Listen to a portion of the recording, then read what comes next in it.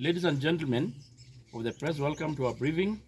We wish to begin by thanking our delegates for turning out in large numbers to cast their votes peacefully on the 18th May for the ward level grassroots elections.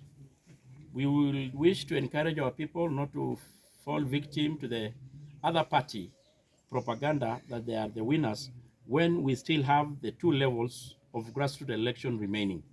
That is the constituency and the county level. In our delegates, stroke electoral college system of voting, which is the one we are using here in our UDA grassroots election, any undue advantage earned at the first level will be carried up to the rest of the levels, and the starting point matters most. In the wake of controversy surrounding the grassroots election, after carrying out on our internal audit and postmortem of the elections and its general operation, we wish to notify our delegates and the party of the following. 1. Delegates that were not elected.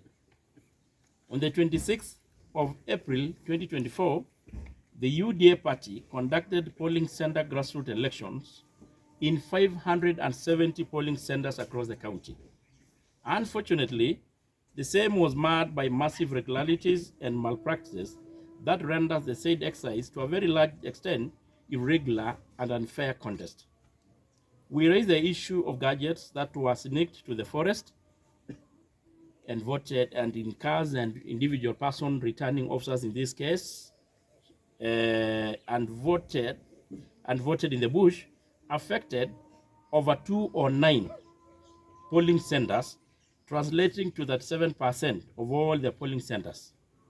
This was raised to the party National Election Board, which enabled them to call for a repeat of the election in 86 polling centers, and regrettably failed to conduct election in other 123 polling centers.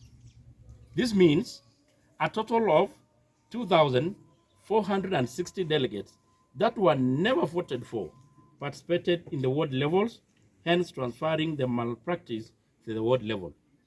I think that is very clear. Yes. That mostly these are the people, of course, from the other side who were acting as the returning officers in the first stage. This was the chief officers, the county secretaries, and the CEOs. So voting is referred to when gadgets are taken to the polling centers and people are allowed to vote. But these ones were voted in cars and in Narok town. Issue number 2, voting by non-UDA members.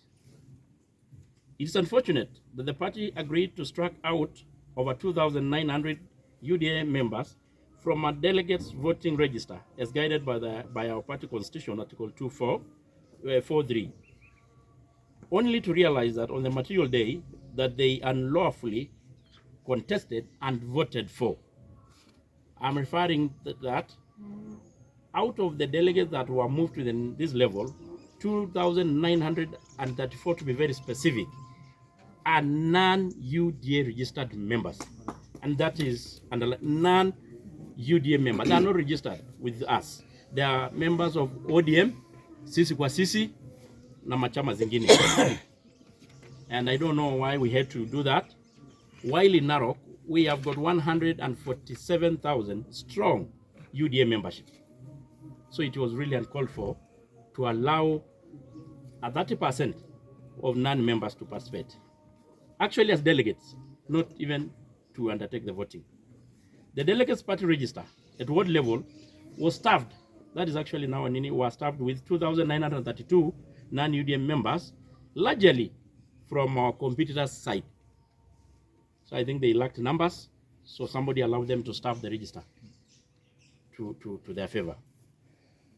This was an issue that we raised with the party NEB chair and even the party chair, and they had promised to expert them. Number 3, omission of delegates from the voting register. Despite being on the UDA portal winners summary list, more than 1,200 delegates were omitted from the voters register, thus denying them their democratic right to vote during the ward level, May 18th. We raised that issue of 1,200, and it was just surprised that people could go to the polling center, having their names in the portal, winners summary, and were denied. And we did a total of 1,200. And of course, we even listed this majority of the polling center, like Saparingo polling center in the Commended ward, and many others. We have the list. Number 4, allowing people from the nullified polling centers election to vote. On 4th, majority of the nullified polling centers, they were repeated. And the people who won in the nullified one, they found themselves voting again. And they were like in Mosiro polling center, in Narok East, Medungi polling center, Kilgoris, and about another 5 or 6. And they still appeared in the summary, despite having the results of those polling centers nullified. And this is, to our surprise, was only happening on a situation that favors the other team. This will only, therefore, mean there was someone somewhere on the electoral process hell-bent to skew the process to favor a particular side. We wish to call our UDA support base to continue holding faith to our beloved party and never lure to the trap of a few individuals with no good motive for our party. Democracy is expensive, it might take time, but we still hold to the faith that the above matter will be addressed by our party leadership before the next stage of process, and it is never too late to do so. Thank you.